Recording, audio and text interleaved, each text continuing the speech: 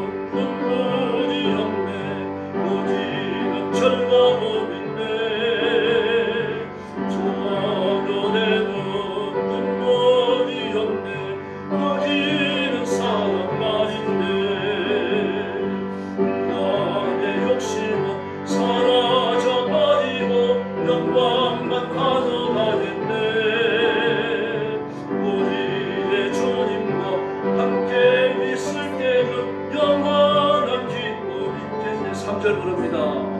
저 하늘에는 눈물이 없네 거지는 즐거움인데 저 하늘에는 눈물이 없네 거지는 사랑만인데 인간의 욕심은 사라져버리고 영광만 가득하겠네 저 하늘에는 기쁨이 있겠네 3절 부릅니다. 저 하늘에는 눈물이 없네 거지는 즐거움인데 저 하늘에는 눈물이 없네 거지는 사랑만인데 아멘 인간의 욕심은 사라져버리고 영광만 가득하겠네 우리의 주님과 함께 있을 때는 영원한 기쁨이 있겠네. 할렐루야. 천국을 사모하며 삽시다. 찬송가 426장입니다. 이 죄인을 완전케 하옵시고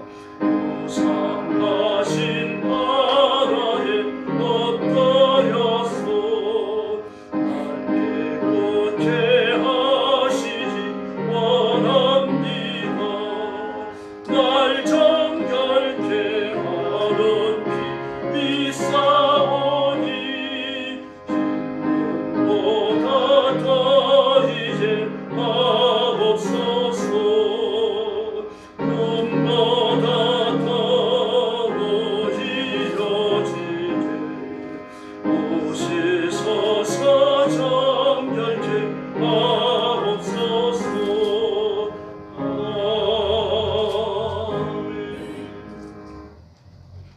428장입니다. 내 영혼의 햇빛 비치니.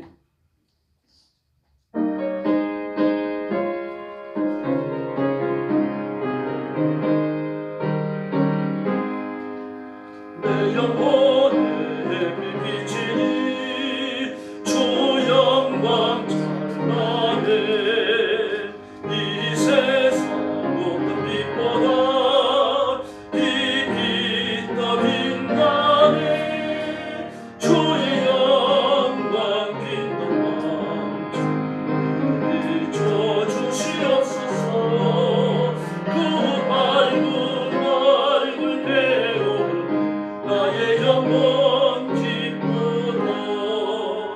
내 영혼 노래 있으니 주 찬양합니다. 조지 기쁘시사 다 덮고 계시네. 주의 영광 빛난 마음 비춰주시옵소서. 그 밝은 밝은 배움 나의 영혼 기뻐도 내 영혼 공감되어서 주 함께 하실 때 그 편 내게 깃들고 주 안에 버티네. 주의 영광 빛난 마음 비춰주시옵소서. 그 밝은 밝은 배움 나의 영혼 기쁘다. 내 영혼 큰 소망 넘치네. 주 예수 복을 주시고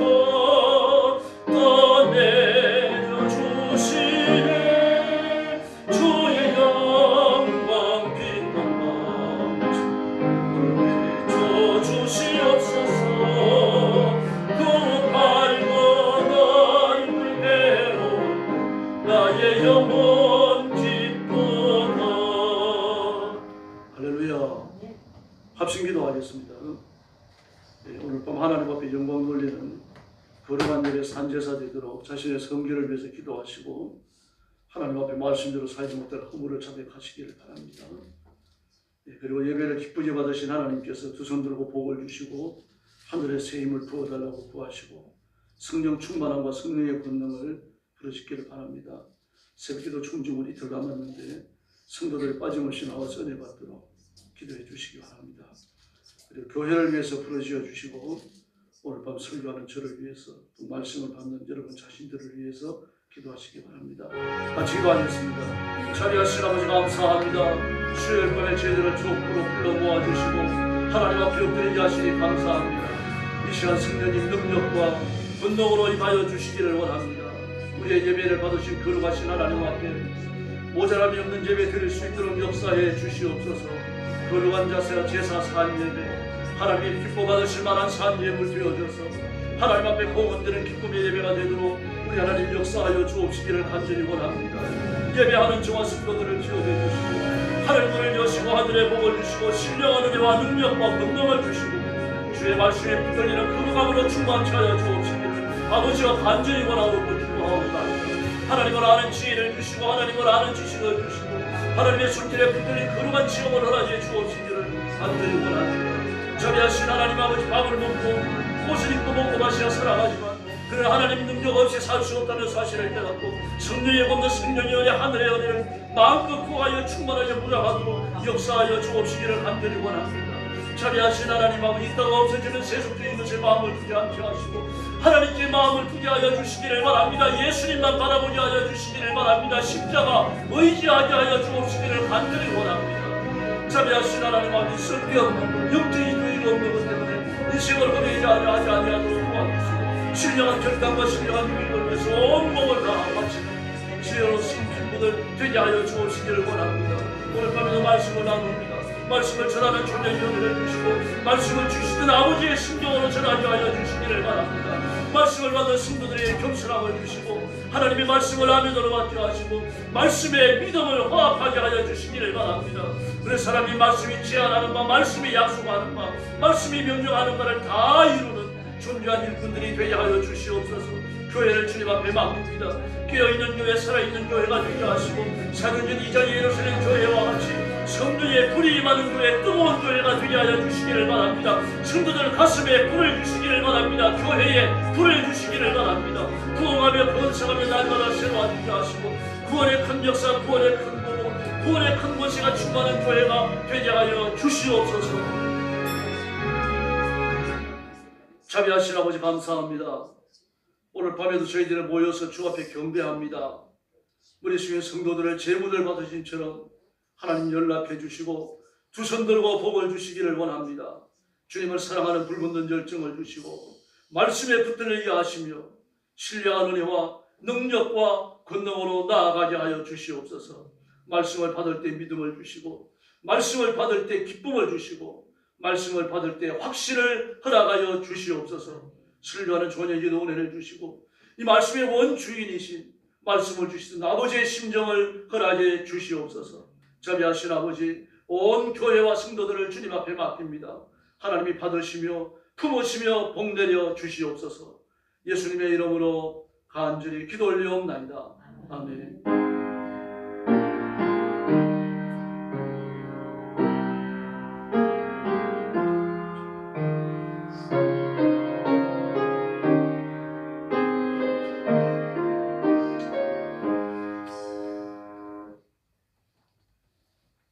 하나님 말씀 공부하겠습니다. 고린도전서 14장 20절부터 40절까지입니다. 신약 성경 280페이지입니다. 고린도전서 14장입니다. 14장 20절부터 40절까지입니다. 제가 30절까지 읽고 30절부터 교독합니다. 31절을 우리 성도들이 다 같이 읽어주시기 바랍니다. 제가 먼저 공독합니다. 형제들아, 지혜에는 아이가 되지 말고 악에는 어린아이가 되라. 지혜에는 장성한 사람이 되라. 율법에 기록된 바 주께서 이르시되 내가 다른 방언을 말하는 자와 다른 입술로 이 백성에게 말할지라도 그들이 여전히 듣지 아니하리라 하였으니, 그러므로 방언은 믿는 자들을 위하지 아니하고 믿지 아니하는 자들을 위하는 표적이나 예언은 믿지 아니하는 자들을 위하지 않고 믿는 자들을 위함이니라. 그러므로 온 교회가 모여 다 방언으로 말하면 알지 못하는 자들이나 믿지 아니하는 자들이 들어와서 너희를 미쳤다 하지 아니하겠느냐. 그러나 다 예언을 하면 믿지 아니하는 자들이 알지 못하는 자들이 들어와서 모든 사람에게 책망을 들으며 모든 사람에게 판단을 받고 그 마음에 숨은 일들이 드러나게 되므로 엎드려 하나님께 경배하며 하나님이 참으로 너희 가운데 계신다 전파하리라. 그런즉 형제들아, 어찌할까? 너희가 모든 일에 각각 찬송시도 있으며 가르치는 말씀도 있으며 계시도 있으며 방언도 있으며 통역함도 있나니 모든 것을 덕을 세우기 위하여 하라. 만일 누가 방언으로 말하거든 두세 사람이나 많아야 세 사람이 차례를 따라하고 한 사람이 통역할 것이요, 만일 통역하는 자가 없으면 교회에서는 잠잠하고 자기와 하나님께 말할 것이요, 예언하는 자가 둘이나 셋이나 말하고 다른 이들은 분별할 것이요, 만일 곁에 앉아있는 다른 이에게 계시가 있으면 먼저 하던 자는 잠잠할지니라. 너희는 다 모든 사람으로 배우게 하고 모든 사람으로 권면을 받게 하기 위하여 하나씩 예언할 수 있느니라. 예언하는 자들의 영은 예언하는 자들에게 제재를 받나니 하나님은 질서의 하나님이 아니시오 오직 화평의 하나님이시니라. 모든 성도가 교회에서 하는 바 같이 여자는 교회에서 잠잠하라.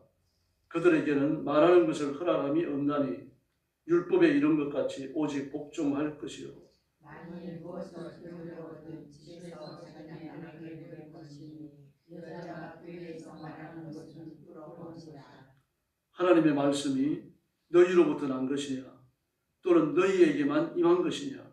만일 누구든지 자기를 선지자나 혹은 신령한 자로 생각하거든 내가 너희에게 편지하는 이 글이 주의 영이라는 줄 알라. 만일 누구든지 알지 못하면 그는 알지 못한 자니라. 그런즉 내 형제들아 예언을 생각하며 당황하기를 금하지 말라. 40절 같이 봅니다. 모든 것을 품위 있게 하고 질서 있게 하라. 아멘. 지금 이게 고린도 교회 형편입니다.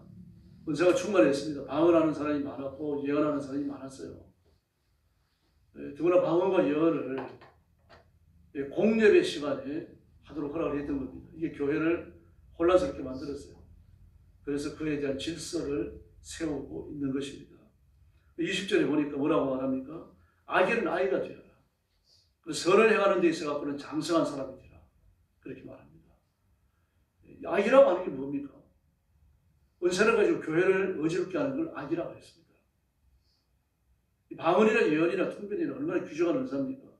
그리고 그 은사를 사용을 했는데 교회가 혼란스러워져 버렸어요. 교회가 기도 많이 하는 사람도 기도 잘하는 사람이 얼마나 소중합니까? 그리고 그렇게 기도 잘하는 사람, 기도 많이 하는 사람이 교회를 어저렇게 할 수 있습니다. 또 교회 헌금 많이 하는 사람도 대단히 필요합니다. 그런데 헌금을 하면서 교회를 어저렇게 할 수 있는 거죠. 은사를 받은 사람은 은사 받지 못한 사람을 얕볼 수 있는 거고 잘난 척할 수 있고요. 헌금하는 사람은 또 헌금 잘한다고 어쭐해가지고 헌금 못하는 사람들을 우습게 생각할 수 있는 겁니다. 또 그런 은사가 있고 능력이 있고 또 뭐 자기가 좀 물질이 좀 있다 그래갖고 말입니다. 교회에서 주인 행세하려고 그러고 그렇지 못한 사람들을 발 아래 들려고 하는 그런 교만한 일도 일어날 수가 있죠. 그래서 26절 이하의 말씀을 보니까 그동안 그 예루살렘 교회 안에서 있었던 예배의 형태를 보여줍니다. 찬송도 있고 가르치는 것도 있고 계시도 있고 방언도 있고 통역도 있고 또 예언도 있고 그랬어요. 대단하죠. 이런 은사들이 충만했고 이런 은사가 충만한 예배를 드리고 있었던 겁니다. 그런데 이런 은사를 사용하면서 무슨 일이 벌어집니까? 덕을 세우지 못했어요. 그래서 모든 일을 교회에 덕이 되게 하십시오라고 말하는 겁니다. 26절 말씀에서요. 이 방언을 하고 예언을 하고 가르치는 일이 있고 찬송을 하고 많은 사람들이 하나님 앞에 모여 예배를 드리고 헌금을 하고 헌신을 하는데 덕이 되지 않는 겁니다. 덕이 되지 않는다는 걸 간접적으로 얘기한 거죠. 교회를 어저렇게 만드는 겁니다. 그래서 뭐라고 말씀하십니까? 가령 누가 방언을 하면은 막 서가지고 전부 다 방언만 하지 말고 반드시 한 사람이 방언을 하면 한 사람은 통역을 하고 그 사람이 방언이 끝나면 다른 사람이 방언을 하도록 하십시오. 그렇게 말합니다. 예언도 마찬가지입니다. 예언은 성령의 은사가 지금 임해야 되는 거죠. 초월의 지식이 임하는 거거든요. 가슴 속에 있는 걸 얘기하는 게 아니라 지금 임하는 걸 지금 이야기하는 거예요. 하나님이 주시는 거죠. 그래서 계시라는 말을 썼습니다만 성경과 같은 그를 고리를 한 말은 아닙니다. 그래서 하나님이 주신다는 이야기입니다.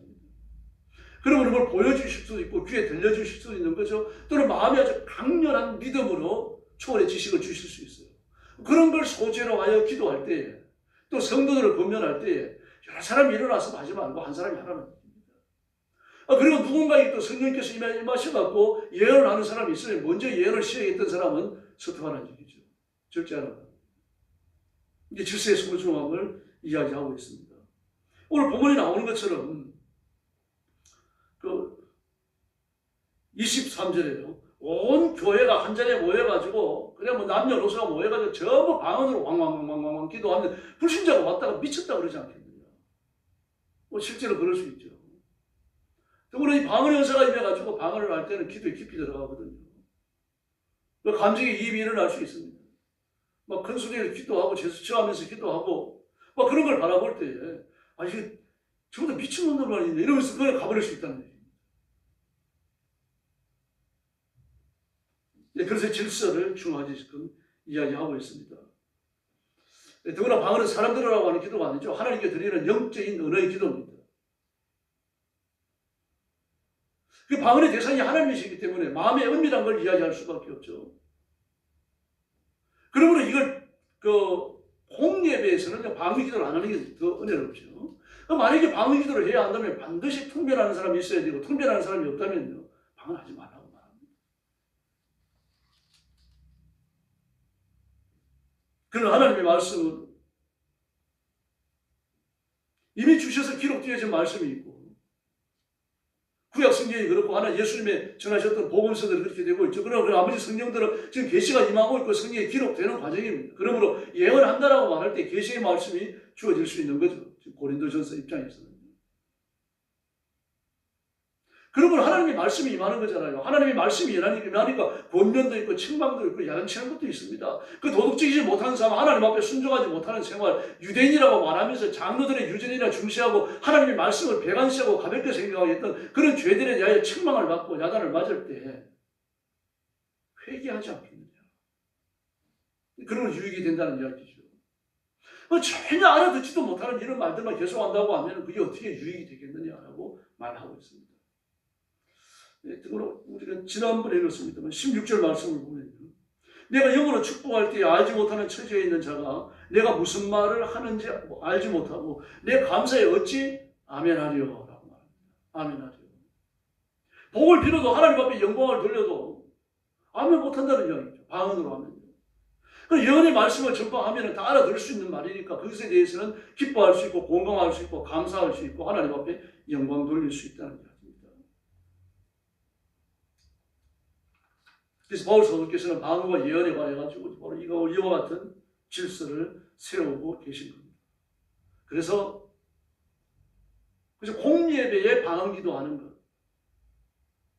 외국인이 와가지고 외국말로 기도하는 것과 똑같다는 이야기입니다. 못 알아듣는 거죠. 찬송도 있고 설교도 있고 계시도 있고 방언도 있고 통역도 있고 예언도 있어야 됩니다. 그러나 이 모든 것이 융합을 해야 되지만 그러나 질서를 세우라는 얘기입니다. 만약에 은사를 행함으로 질서가 어겨질 것 같다. 그럼 절제해야 됩니다. 절제가 안 된다면요. 성령께서 주시는 은사의 활동인지 살펴봐야 돼요. 점검해야 됩니다. 성령 연사 중에 절제 연사가 있는 겁니다. 또 중요한 예언 하나를 더 주십니다. 권면 하나를. 그게 뭡니까? 방언이나 예언이나 하나님의 교회에서 찬송과 설교와 계시와 가르치는 것과 방언과 통역과 예언의 연사를 사용할 때 여자들은 일어나지 말라 그렇게 말합니다. 여자들은 남자를 주관하는 일을 하기 위하여 교회에 앞장서서 이런 연사를 대중들 앞에서 행사하지 말라라고 말합니다. 이런 교훈은 다른 데는 안 나오죠. 예수님도 말씀 안 하십니다. 그러나 고린도 전서에는 나와요. 왜 그렇습니까? 고린도라는 도시 자체가 그와 같은 위기에 직면해 있었기 때문입니다. 창기들의 여신 아프로디테가 고린도의 주신이었습니다. 아프로디테를 섬기는 여자 사제들이 전부 창기들이었어요. 그러므로 그 사람들이 그 정부의 중요한 일에 관여 안 했겠습니까? 얼마나 많이 관여했겠어요. 더구나 사제들인데요. 이런 저런 일에 전부 관여하고 신적인 이렇게 신탁을 제시하고 말입니다. 막 그렇게 했을 겁니다. 중자리를 앞두고 제사를 지내자 그러고 말이죠. 그래서 남자를 환선에 쥐고서 주물럭주물럭 했을 수 있는 거죠. 이런 질서가 교회 안에 들어와 있는 겁니다. 그래서 바울이 이야기하는 겁니다. 여자들이 일어나서 남자들을 주관하고 예배를 주관하는 것을 그만하십시오. 만약에 무엇을 배워야 된다면, 가르친다는 것도 아니죠. 배워야 된다면 집에 가서 남편에게 배우라고 이야기합니다. 그러면 바울이 지금 그 말은 뭡니까? 여자들의 종교 활동이 아니죠. 하나님을 섬기는 여자들의 활동을 절제하는 게 아니라 아프로디테를 섬기는 이교적 활동, 이교적 열정, 타락하고 잘못 뛰어지는 우상 숭배의 열정을 경계하는 겁니다. 그래서 다른 성경에는요, 여자들의 교회 활동에 관한 가이드가 전혀 없어요. 여기만 나옵니다. 그래서 교회 안에 모든 은사는 질서를 지켜야 합니다. 그래야 덕을 세울 수 있기 때문입니다. 은사뿐만 아니라 교회 모든 사역이 질서를 지켜야 됩니다. 질서는 권위의 질서입니다. 그러므로 권위의 질서에 대하여 세속주의와 인간적 잣대를 가지고 우왕좌왕하는 건 잘못된 겁니다. 성경으로 돌아가야 됩니다. 성경이 뭐라고 말하는지 배워야 된다는 이야기입니다. 성경말이 그리스도의 삶과 죽음 그리고 세상과 예수의 완벽한 기준입니다. 내가 기도하며 받은 건, 내가 음성을 들은 건, 내가 본 것, 이런 것들은 글로 쳐갖고 다니면서 사람들이 나눠줄 필요 없어요. 약해. 모든 만나는 사람에게 권할 수 있는 건 하나님의 말씀뿐이에요. 많은 사람들이 천국 갔다 왔다, 지옥 갔다 왔다, 그래가지고 간증을 다니고, 내가 본 천국, 내가 본 지옥, 그래가지고 책을 써냅니다만, 그 생명이 얼마나 값입니까? 그렇게 설치는 사람 중에 지금도 책을 써내고, 지금도 그 책이 팔리고, 지금도 간증을 하고 그럽니까? 아니에요. 바람이 부는 것처럼 말입니다. 그냥 지나가고 말아요. 그 계시가 아닙니다. 하나님의 말씀은요, 지금도, 예전에도, 앞으로 영원히 변치 않을 줄로 믿습니다. 하나님 나라에 가서도 이 말씀은 변치 않아요. 이 말씀이 영원한 잣대가 되고 영원한 기준이 되어야 되는 거죠. 여기 미치지 못하면요, 악입니다. 이걸 넘어서는 것도 악입니다. 계시록이 뭐라고 그럽니까? 하나님 말씀에서 미치지 못하는 것은 천국에 못 들어간다.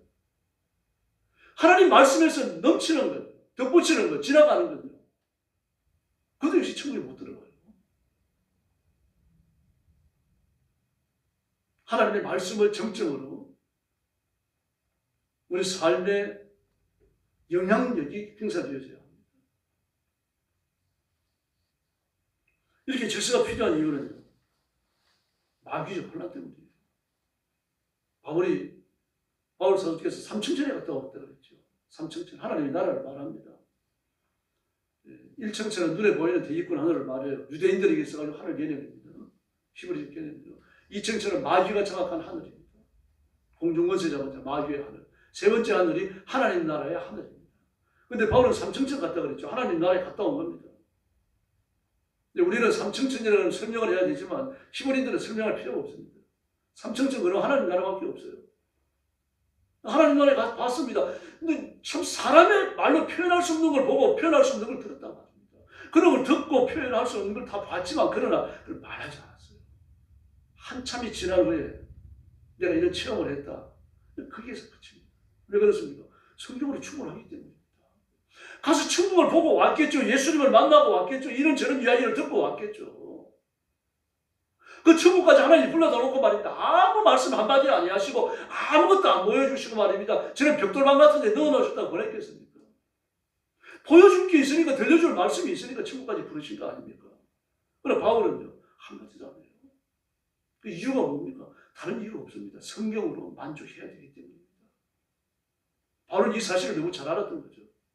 그래서 내가 몸 밖에 있었거나 내가 몸 안에 있었거나 잘 모르겠다. 근데 하나님은 아십니다. 너무 신비로웠던 겁니다. 영혼이 육체를 떠나면 어떤 상태예요? 죽은 거잖아요. 떠났던 영혼이 들어오면요, 육체가 살아나는 거거든요. 그럼 이게 성경적인가? 바울은 확신할 수 없었던 겁니다. 그런 말을 하는 이유가 뭡니까? 헬라 철학의 신비주의를 알고 있기 때문입니다. 헬라 철학에서 신비주의는 이게 육신과 세상을 전부 다 악하게 봅니다. 정신적인 것, 내면의 것, 영혼을 깨끗하게 봐요. 그러므로 영혼이 육신을 떠나가지고 잠시라도 신의 세계, 하나님의 세계에 머무는 것을 굉장한 선호로 이해하는 거예요. 이게 다시 돌아오면 악한 세상으로 돌아왔다고 전망하는 겁니다. 근데 내가 내 영혼이 육신을 떠나서 하나님 나라에 갔다 왔다 그러면 그 당시에 사람들 뭘 떠올리겠어요? 헬라의 신비주의를 떠올리는 거죠. 그러면요, 헬라의 신비주의와 성경의 신비주의가 교합돼 버립니다. 이러면서 또 다른 이단이 생겨나는 거예요. 바로 이걸 막으려고 하는 거예요. 그래서 뭐라고 말합니까? 내가 몸 안에 있었는지 몸 밖에 있었는지 그건 나는 모르겠다. 그건 하나님은 아신다. 근데 내가 삼천천에 갔다 왔다. 그거 틀림없다. 그러니까 어떤 추론도 하지 말고 어떤 축적도 하지 말라는 얘기입니다. 바울도 마찬가지입니다. 그렇게 추측할 수 있는 말, 추론할 수 있는 말, 그런 말을 할 수 있는 어떤 상황들 제시하지 않아요. 딱 한마디 할 뿐이잖아요. 두 마디죠. 몸 밖에 있는지 몸 안에 있는지 모르겠다. 삼층천에 갔다 온 사실이다. 거기 가서 눈으로 본 거, 귀로 들은 거, 말로 다 할 수 있는 게 아니다. 인간의 말로 표현할 수 있는 걸 듣고 봤다. 거기서 끝나요. 근데 그게 뭔데요? 안 물어봤겠습니까, 사람들이? 그냥 일점 말하지 않았어요. 질서가 사라지면 질서가 사라지는 걸로 끝나는 게 아니라 마귀의 질서가 들어와요. 혼란이 찾아오는 겁니다. 아담과 하와를 보십시오. 하나님의 말씀을 지킬 때, 하나님의 말씀 앞에 순종할 때는요, 하나님의 질서가 다스렸습니다. 하나님께서 따먹지 말라고 말씀하신 선악을 알게 한 나무의 열매를 안 따먹고 순종할 때는요, 하나님께서 얼마나 기뻐하셨습니까? 하나님이 아담과 하와를 얼마나 자주 찾아오셨던지 하나님의 발자국 소리에 그 소리의 톤을 기억하고 있었어요. 그 발자국 소리가 하나님이 걸어가시는 소리인지 뭐 곰이 걸어가는 소리인지 다 알고 있었다는 얘기입니다. 하나님과 교제가 이렇게 깊었어요. 하나님 은혜가 이렇게 물처럼 흐르고 있었다는 얘기입니다. 그런데 그가 마귀의 가르침을 받아들이고 마귀와 대화를 틀고 마귀의 것으로 자기를 무장하면서부터요, 하나님을 거부하기 시작합니다. 숨어버리잖아요. 발자국 소리 듣고 하나님이 찾아오셨구나 그걸 알자마자 바로 숨어버리잖아요. 이게 무질서입니다. 마귀의 질서가 그때부터 찾아오기 시작하는 거죠. 하나님과 단절되는 거죠. 영원한 질서, 거룩한 질서, 천국의 질서가 마귀의 질서로 대치되는 겁니다. 그래서 하나님의 질서를 지켜야 할 줄로 믿습니다. 사울 왕을 보십시오. 그 왕이 되기 전에는 겸손해가지고 짐승에 숨었어요. 그럼 왕이 된 다음에는요, 그 40년간 임금 자리에 앉아 있으면서요, 단 한 번도 법궤를 찾지 않습니다. 하나님의 법궤를 찾아가지 않아요. 안타깝게 짝이 없습니다. 그럼 다윗은 어떻습니까? 사울을 단 한 번도 공격하지 않습니다. 그 이유는 하나님이 기름 부으신 자를 내가 어떻게 칠 수 있느냐. 성경을 읽은 사람이에요. 이 질서의 중요성을 민수기 16장 17장에서 이야기합니다. 고라와 다단과 아비람이 반역을 일으키죠. 고라가 주동입니다. 그리고 아비람과 다란이 고라의 반역에 참여해요. 그리고 모세 밑에 있던 150명, 250명의 중간 지도자를 끌어들입니다. 다 그냥 타락하고 저로 끌려가 버립니다. 근데 전부 레위인이에요. 왜냐고 하면은 그 끌려가가지고 불평하는 내용 중에 하나가 뭡니까? 민수기 16장을 보면 우리에게 제사장직을 달라는 얘기입니다. 왜 아론과 아론의 아들만 제사장을 시키냐? 우리한테 제사장직을 주면 우리가 모세 밑에 들어가겠다. 그렇게 얘기해요. 한 게 틀림없어요. 물론 모세가 제사장직을 주면 네 밑에 들어가겠다. 그 말 한 기록은 없습니다. 그러나 뭘 요구합니까? 제사장직을 요구해요. 그 제사장급이죠. 뛰어난 사람들이에요. 레위인이 제사장이 아닙니다. 제사장은 모세가 세우는 게 아닙니다. 하나님이 세우시는 거죠. 그걸 고라는 뭘 요구합니까? 모세 자리를 요구합니다. 하나님이 너만 세우셨느냐?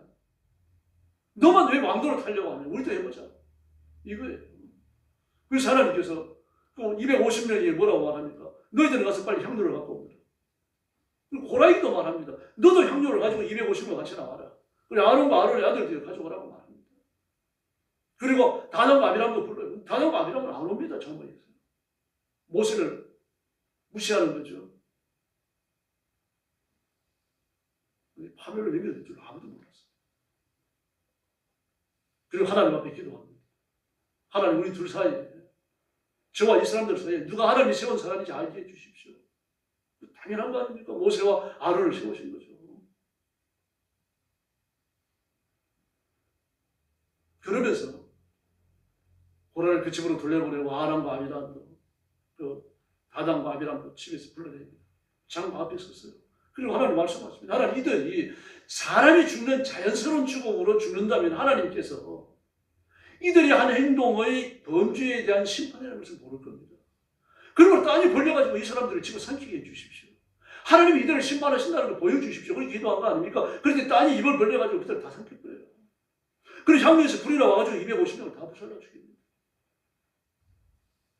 그리고 이 일이요 200만 명이 급속도로 퍼집니다. 그날 밤에 마귀가 얼마나 빠르게 일하고 막 급하게 일했던지 200만 명 전체가 그게 감동된 겁니다. 마귀의 하는 짓에 감화가 돼요. 그리고 이튿날 일어나자마자 모세와 아론을 죽이려고 찾아옵니다. 그리고 하나님의 영광이 나타나고 그들을 멸하겠다고 하시니까 모세가 막 정말 급해졌죠. 그리고 아론에게 이야기해서 형의 향을 채우고 하나님 앞에 출마하게 합니다. 근데 그 사이에 사람이 죽어요. 전염병이 시작되거든요. 14,700명이 죽습니다. 잠깐 사이에 짧은 시간 사이에. 아론이 그 급박한 상황 속에서 향로에 향을 채워갖고 하나님 앞에 설 때까지 시간이 10분이 걸렸겠어요? 20분이 걸렸겠어요? 그죠? 몇 분이죠? 근데 그 사이에 14,700명이 죽어요. 그래도 그들이 뉘우치지 않습니다. 회개하지 않아요. 끝까지 저항하고 대답합니다. 그 사람들이 죽는데 40일 걸려요. 이렇습니다, 여러분. 우리 하나님의 질서를 포기하면은 그냥 포기하는 걸로 끝나는 게 아닙니다. 마귀의 질서가 그 자리를 차지하는 겁니다. 그래서 순종하라고 이야기하는 겁니다. 순종해야 되고 하나님 앞에는 고집 피우는 거 아닙니다. 하나님 앞에 고집 피우는 건 강팍한 거예요. 그런데 죄를 짓지 않기 위해서 하나님의 말씀을 지키기 위해서 고집 피우는 거죠. 그걸 해야 되는 거죠. 생명을 내놓더라도 고집을 피워야 되는 거죠.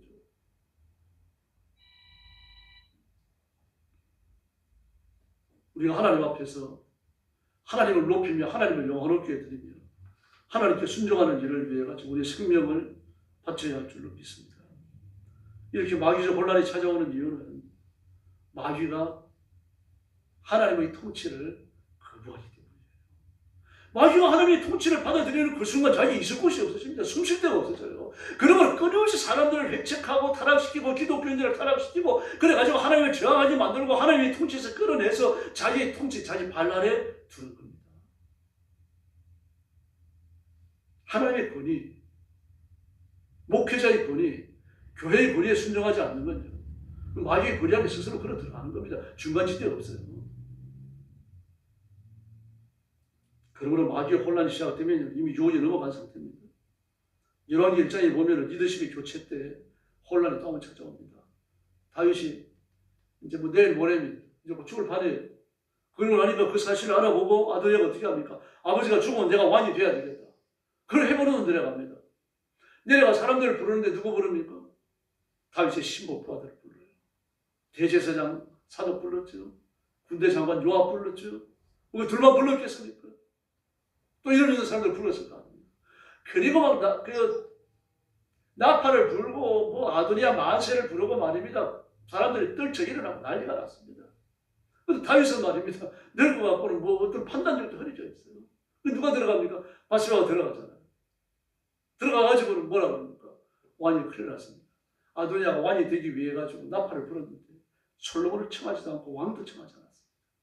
다윗도 다급함을 느끼는 거죠. 그래가지고 빨리 나귀를 안장을 지우게 만들고 기온으로 내려갑니다. 왜 기온으로 내려갑니까? 오벳 에돔의 집에 있던 법궤를 기온에다 모셨거든요. 그 법궤를 쳐져 내려가는 거예요. 하나님 앞에 쳐져 내려가는 겁니다. 얼마나 지혜롭습니까? 거기에서 솔로몬이 기름을 부어가지고 왕으로 세우고 그리고 솔로몬 만세를 부르게 합니다. 그래서 아도니아의 나는요 3일째라가 아닙니다. 하루로 끝나버렸어요. 이렇게 우리가 그 다윗의 리더십은 아도니아로 연결되는 게 아니라 솔로몬에게 연결되어져야 되는 거죠. 이거 다윗이 원하는 게 아니라 하나님이 정해놓으신 겁니다. 그래가지고 다윗의 여러 아들 중에서 솔로몬이 왕위를 이어받는다 그래가지고 솔로몬의 기록을 붙잖아요. 아도니아가 아니거든요. 솔로몬이 왕이라는 표시로 기록을 붙는 겁니다. 그러나 이 왕의 위를 이어받을 사람이 하나밖에 없을 때는요. 근데 기록을 안 붙습니다. 그래 대화하시면 해요.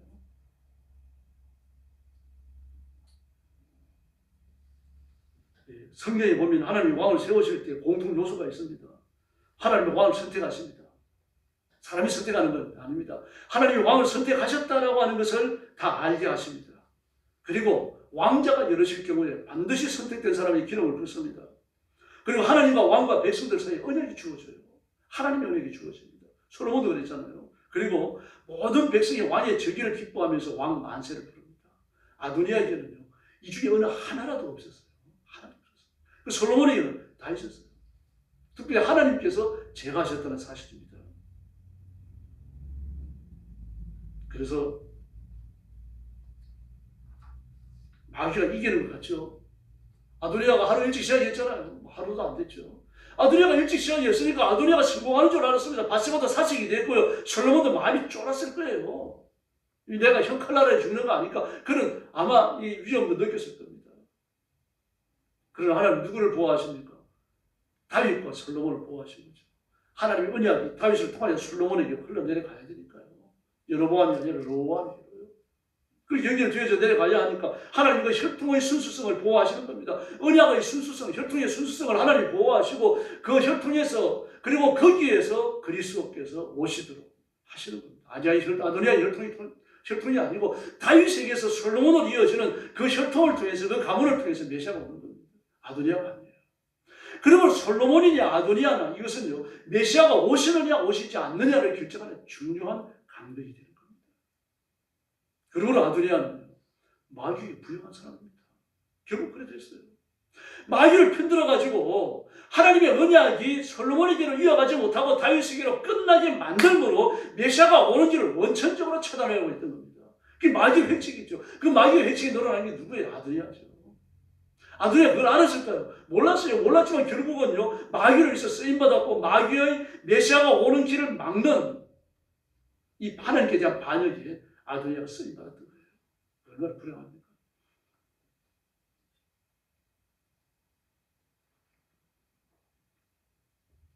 하나님은 유일한 창조주이시고 통치자이신 줄로 믿습니다. 그러므로 인간을 하나님보다 높이면 안 됩니다. 그런데 가톨릭은 인간을 하나님보다 높입니다. 그래서 가톨릭은 교회가 두 개입니다. 아래에 있는 교회가 있고 위에 있는 교회가 있어요. 아래에 있는 교회는 평신도들로 이루어지는 교회입니다. 위에 있는 교회는요 신부들로만 이루어지는 교회예요. 가톨릭에서 아무 설명 없이 교회라고 말할 때 성도들이 포함되는 교회가 아닙니다. 위에 있는 교회 신부들로 이루어지는 교회예요. 신부들로 이루어지는 위에 있는 교회는 오류가 없다, 죄가 없다라고 말합니다. 아래에 있는 교회는요 죄가 가득 차 있습니다. 이렇게 구분을 해요. 그 구분을 누가 합니까? 교환이 하죠. 교환이 왜 합니까? 신부들의 권익을 보호하기 위해서입니다. 평신도는요 가분개죠. 가재 개구리 붕어죠.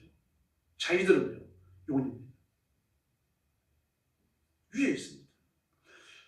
그럼 우리는 어떻게 합니까? 그렇지 않죠. 오직 하나님만 높이죠. 예수님만 높입니다. 사람은요. 거기에 순종해야 되는 거죠. 그래서 개토릭은 하나님보다 사람에게 집중합니다. 하나님의 교회보다 사람의 교회에 집중하죠. 그러므로 사람의 결정, 교회의 결정을요, 하나님의 말씀보다 우위에 둡니다. 그 신부에게 사제권이 있어요. 교회가 사제권이 있고요. 황제에게 사제권이 있습니다. 교황에게. 교회가 결혼을 통해 가지고 누구의 죄를 사하고 그 사람 성인으로 본직하면 그 사람 죄 없는 성인이 되는 겁니다. 교회가 어떤 사람의 죄를 용서하면 그 사람 죄가 용서됩니다. 교황이 그러잖아요. 폴란드에 내렸을 때도 그랬죠. 여러 해가 됐습니다. 교황 바울이 있었습니다. 폴란드에 내려가지고 비행기 트램에 내려와가지고 뭡니까 시멘트요. 공항 시멘트 활주로에 입을 맞추고 뭐라 그러죠? 첫음성이요. 이 폴란드의 형제 자매들의 죄를 사하라 했어요. 그 형제 자매는 뭡니까? 폴란드에 사는 천주교인들을 말하는 겁니다. 난리가 났습니다. 천주교 축일이에요. 죄를 용서받았으니까 도매금을. 이런 일이 벌어집니다. 얼마나 교만합니까? 그 신부를 뭐라고 부릅니까? 신의 대리자, 하나님의 대리자라고 부릅니다. 교황은 베드로의 위를 이었다라고 생각을 합니다. 하나님 예수님께서 베드로에게 천국의 열쇠를 줬는데 그 베드로가 받은 천국의 열쇠가 교황들에게로 연결되고 있다라고 말합니다. 거짓말입니다. 기트리고 신부부터 교황이 이르기까지 전부 다 하나님 앞에 이 거짓말에 대한 책임을 져야 됩니다. 하나님이 베드로에게도 천국 열쇠를 주신 적이 없습니다. 뭐라고 그러셨습니까? 네가 땅에서 매면 하늘에서 매이고 땅에서 풀면 하늘에서 풀린다. 그런데 뭐라고 그러셨습니까? 내가 이 반석 위에 내 교회를 세우리니 그랬습니다. 내가 이 반석 위에 내 교회를 세우리니. 왜 그런 말씀을 하십니까? 베드로가 예수님 앞에 주는 그리스도시요 살아계신 하나님의 아들입니다. 그랬어요. 참 네가 본이 있다. 네가 스스로 네 능력으로 아는 게 아니라 하나님이 나한테 알게 해주셨다. 성령의 감동으로 아는 거다. 너는 베드로다. 내가 이 반석 위에 내 교회를 세우는데 죽음의 권세가 이기지 못한다. 베드로에게 준 겁니까? 교회에 준 겁니까? 교회에 준 권세죠. 그들은 그런 거짓말을 하는 거예요. 어떤 경우든 사람을 드러내서 안 됩니다. 하나님의 위엄을 드러내야 할 줄로 믿습니다. 성경은요, 내가 하고 헌신도 내가 하고 돈도 내가 쓰고 내 시간, 내 정력, 내 인생을 소모합니다. 그러나 나는 드러나서 안 돼요. 하나님만 드러나셔야 합니다. 왜 그렇습니까? 내가 하고 내가 헌신하고 내가 내 돈 쓰고 내 시간 쓰고 내 정력, 내 인생을 소모하지만 그 전부 누가 주신 거예요? 예수님이 주신 거 아닙니까? 만약 내가 예수 믿지 않았다면, 예수 그리스도의 이름으로 죄상을 받지 않았다면 우리가 육신의 장막을 떠날 때, 숨이 끊어질 때 지옥에 떨어지는 겁니다. 아무것도 아닙니다. 이 땅에서 삶이라고 하는 건요, 그야말로 일정 충분이에요. 우리가 예수 믿으니까 이 땅에서의 삶도 의미가 있는 거죠. 새벽기도 청중을 하는 것도요, 나와서 예배를 드리고 헌신하고 헌금을 하고 교회 청소를 하고 전도하는 것도 그것도 비로소 의미를 갖게 되는 겁니다. 예수 믿지 않으면요, 그렇게 착하게 살다가 착하게 지옥 가는 겁니다. 아무것도 아닙니다. 그러나 우리가 예수 믿음으로 하나님을 사랑하는 자, 곧 그 뜻대로 부르심을 입은 자들에게는 모든 것이 합력하여 선을 이루는 줄로 믿습니다.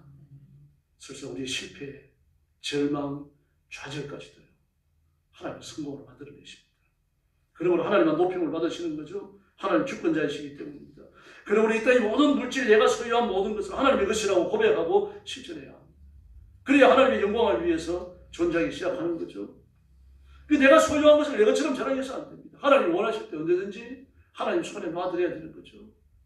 그래서 바울은 이렇게 말합니다. 누가 너를 구별하였느냐? 네게 있는 것 중에 받지 않은 것이 무엇이냐? 내가 받지 않았은즉 받지 않은 것까지 자랑하느냐? 로마서 11장. 우리가 가지고 있는 모든 것, 하나님께서 주셔서 소유한 거죠. 마치 내가 가진 것인 것 자랑하지 말라는 가지입니다. 다윗이 사실을 너무 잘 알았어요. 그래서 그는 왕 위에 앉아가지고 그 많은 물질들, 많은 재물들을 손에 넣을 수 있는 그런 자리에 앉은 거 아닙니까? 그때 정말 중요한 물질들, 금과 은과 녹과 철마, 이 모든 것을 다 비축을 합니다. 왜 비축을 합니까? 자기 소유로 비축한 게 아니라 하나님의 성전을 짓기 위해서요. 그럼 이렇게 말해요. 역대상 29장 14절 이하에서 나와 나의 백성이 무엇이 관데 이처럼 즐거운 마음으로 들을 힘이 있었나이까? 모든 것이 주께로 말미암아 싸우니 우리가 주의 손에서 받은 것으로 주께 드렸을 뿐이니이다.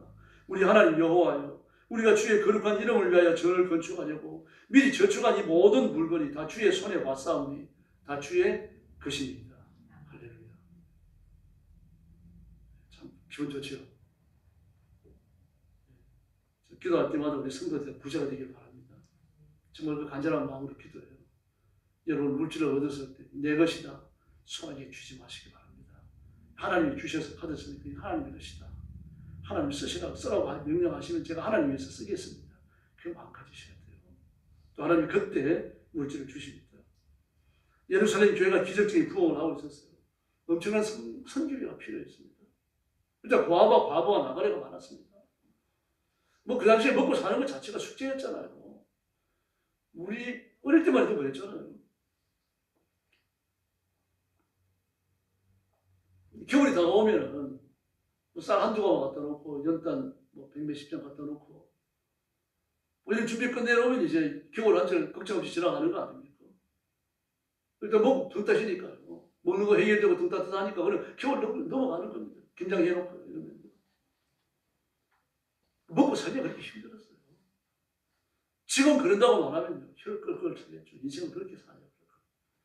지금 먹고 살만하니까 돈들이 좀 있으니까요. 먹고 사는 것 여기에 얽매이면 삶이 딴 걸 못합니다. 그 예수님 당시에 그렇습니다. 먹고 사는 것에 얽매였어요. 먹고 사는 것에 얽매여 갖고 있는 사람들인데 예수 믿고 나니까 먹고 사는 것 이게 인생의 문제를 해결하는 게 아니라는 것이 발견되는 겁니다. 하나님의 은혜로 살아가는 새로운 세상이 열리는 거죠. 그러니 자기 소유의 밭을 팔아갖고 성교비로 내놓습니다. 과부와 나그네는요, 먹고 살기 힘든 세상에 먹고 사는 것이 턱 밑에 걸려있는 사람들입니다.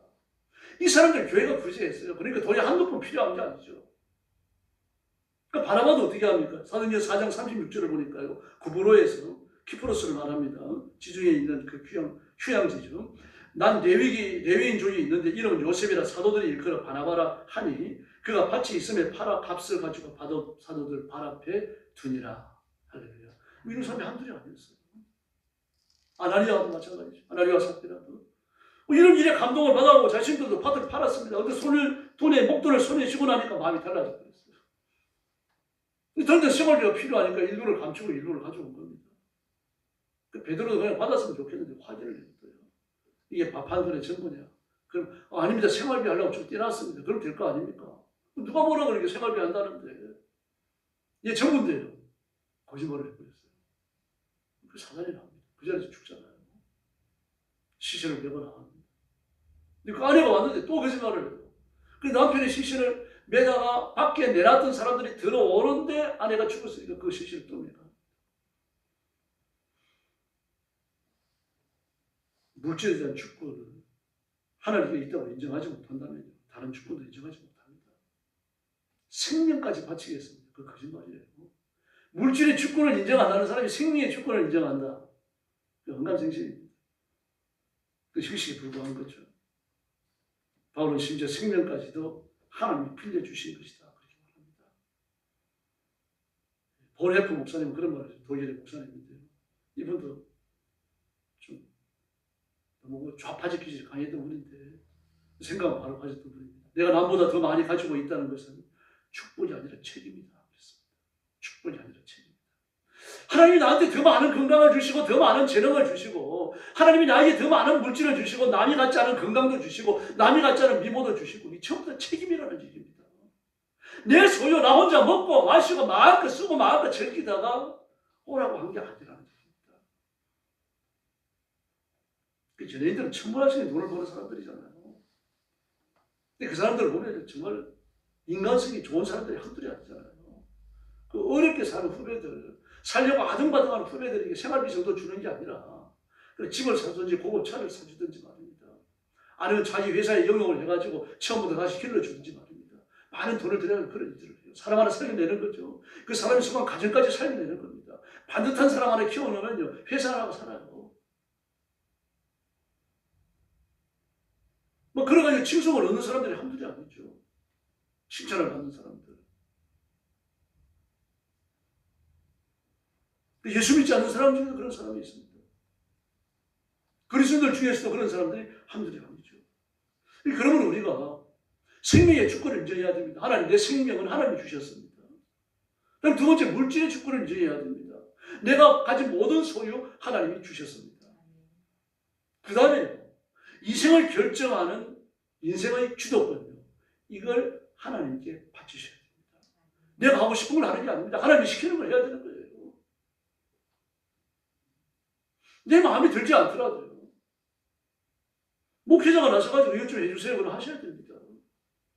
참 부득이한 사정이면 설명을 해야 되겠지만, 그 목사가 어떤 성도를 불러가지고 어떤 걸 부탁하고 좀 봉사하라고 말할 때 그게 한두 번 생각하고 하는 게 아니죠. 많은 기도를 통해가지고 이것저것 재보고 살펴보고 이 일을 통해가지고 또 어떤 일들이 생겨지지 않을까 많은 생각을 하는 겁니다. 그런 다음에 결정을 내리는 거죠.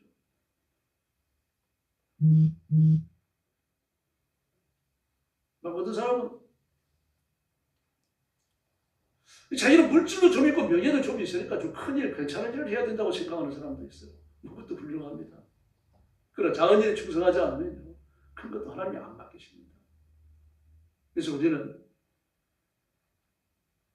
생명의 주도권을 인정하고 물질의 주도권을 인정한다면요, 인생을 살아가는 데 있어서 그 모든 결정권, 선택권까지 하나님 앞에 드려야 됩니다. 욥이 여기에 부딪혔던 사람 아닙니까?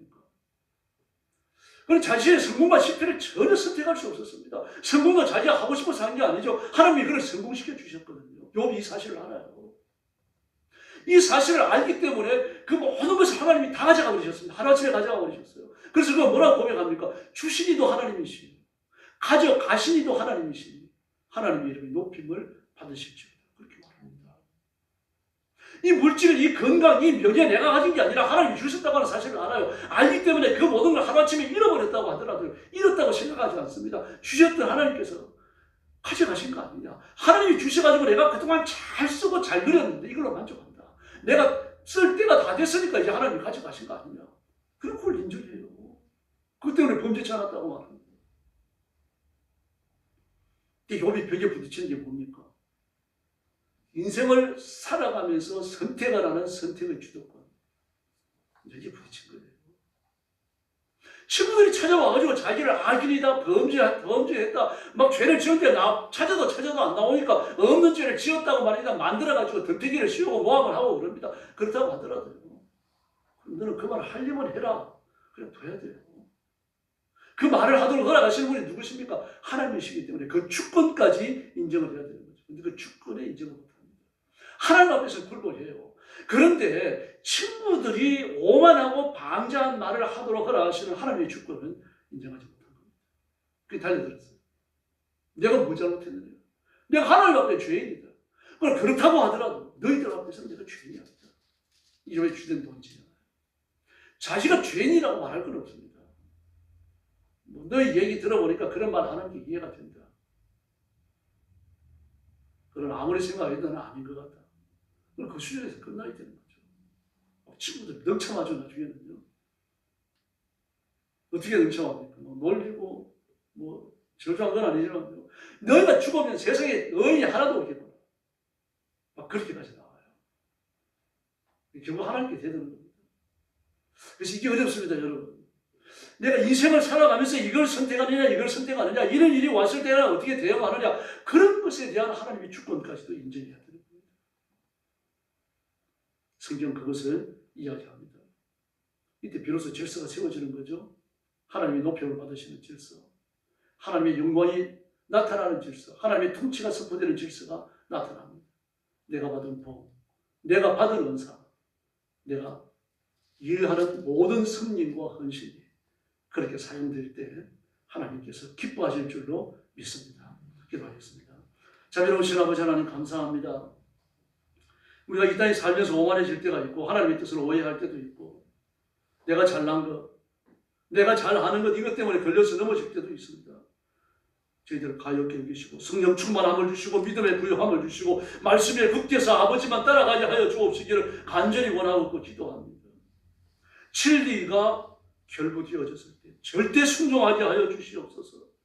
불순종하고 가룟유다처럼 고집 피우고 베드로처럼 고집을 피우고 이렇게 하나님 앞에 대들고 이러다가 매맞지 않도록 해주시고 하나님께는 언제나 순종만 바치게 하여 주시옵소서. 내 마음에 들지 않더라도, 내가 설득되지 않더라도 하나님 앞에 억지로라도 순종하며 살아가도록 인도하여 주옵시기를 간절히 원합니다. 잘 이해가 되지 않더라도 하나님 말씀 앞에 복종하고 그 말씀이 나에게 한 명령인 줄 알고 받아들일 줄 아는 겸손함을 배우게 하여 주시옵소서. 이런 결심하는 성도들을 하나님의 가슴에 품으시고 복내려 주시기를 바랍니다. 성령 충만함을 주시고 은사를 주시기 바랍니다. 성령의 은사로 풍족케 하여 주옵시기를 바랍니다. 방언하게 하시고 통변하게 하시고 예언하게 하여 주시기를 바랍니다. 기도할 때 악한 영들이 도망가게 하시고 악한 마귀가 물러가게 하여 주시기를 간절히 원하고 기도하옵나이다. 시험이 떠나가게 하여 주시옵소서. 우리 성도들에게 두 손을 드시고 복을 주시기를 바랍니다. 물질의 복을 주시고 건강의 복을 허락하여 주시기를 바랍니다. 그 온 생애가 하나님 손에 붙들려 영원하게 쓰임받는 축복의 생애가 되게 하여 주시옵소서. 예수님의 이름으로 간절히 기도 올리옵나이다. 아멘.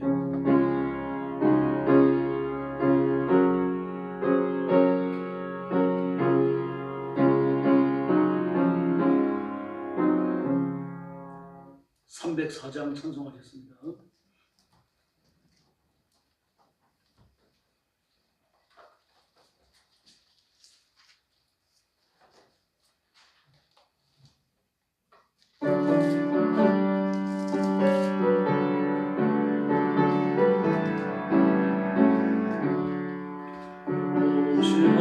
하나님의 사랑 말로 다 형용 못하네. 전부로 별을 넘어 이 나쁜 낮은 거리 죄와 완전 구하려 그 아들 보내사 감옥 죄를 삼으시고 죄 용서하셔 하나님 크신 사랑은 증량다 못하네. 영원히 편치 않는 사랑 성도여 찬양하소. 온 시절 지나가고 나 위에 넘어세갈 때 죽지 않던 영혼도 큰 소리 외쳐오라. 주 믿는 성도들에게 큰 사랑 베푸소. 우리의 죄 사했으니 그원의 이주 하나님 가신 사랑은 증량다 못하네. 영원히 편치 않는 사랑 성도여 찬양하소. 하늘로 많이 삼고 바다를 몸을 삼아도 하나님의 사랑 가지고 말 수 없겠네. 하나님의 크신 사랑 그 어찌 다 하실까. 저 하늘 높이 쌓아도 채우지 못한 하나님 가신 사랑은 증량다 못하네. 영원히 편치 않는 사랑 성도여 찬양하세. 할렐루야. 새벽기도 청정군 이제 이틀 남았습니다. 빠짐없이 나와주시고요. 그리고 이번 주 금요일 심야 기도는 개인적으로 해주시기 바랍니다. 그리고 나라와 민족을 위해서 기도해 주시고 6.3 대선 놓고 부르짖어 주시기 바랍니다. 지금 폭설 뉴스에서 두 가지 중요한 사실을 공개적으로 보도했죠. 6.3 대선은 99% 부정선거가 이루어진다라고 단언했습니다. 김영도 피지하고 전한길 씨가 앞장서가지고 6.3 대선 불복종 운동을 한다고 하는데 그것도 위험한 겁니다. 왜냐고 하면 얼마나 선거를 안 나왔는지 어떻게 체크합니까? 체크 못해요. 선거하러 온 사람들을 뻥 튀겨가지고 해버리면요 압도적으로 불리해요. 차라리 한덕수 대행이 3년 선거 피한다고 시행령을 내려버리면 간단해요. 근데 그게 공무원 기지를 봐가지고 그런 시행령 내리는 게 쉽지 않아요. 기도하는 수밖에 없어요. 그리고 만약에 6.3 선거에서 대한민국이 보수 정치인들이 실패한다면 정권을 민주당으로 빼앗긴다면 한국은 베네수엘라가 된다 그랬습니다. 근데 그 예측이 맞아요. 대통령도 되기 전에 뭐 30만 원 준다, 50만 원 준다 이 난리인데 대통령 되거나 무슨 일이 벌어지겠습니까? 그래서 기도 많이 하셔야 됩니다. 나라와 민족을 꼭 부르짖어 주시고요. 또 교회 부흥을 위해서 안타까운 마음으로 기도해 주시길 바랍니다. 이제 뵙기 싫은 분들하고 인사 나눠주시기 바랍니다. 한 번 더 인사하시죠. 청진문 합시다. 할렐루야. 머리 숙여서 주님 가르친 기도 드리겠습니다. 하늘에 계신 우리 아버지, 아버지의 이름을 거룩하게 하시며 아버지의 나라가 오게 하시며 아버지의 뜻이 하늘에서와 같이 땅에서도 이루어지게 하소서. 오늘 우리에게 일용할 양식을 주시고 우리가 우리에게 잘못한 사람을 용서하여 준 것 같이 우리 죄를 용서하여 주시고 우리를 시험에 빠지지 않게 하시고 악에서 구하소서. 나라와 권능과 영광이 영원히 아버지의 것입니다. 아멘.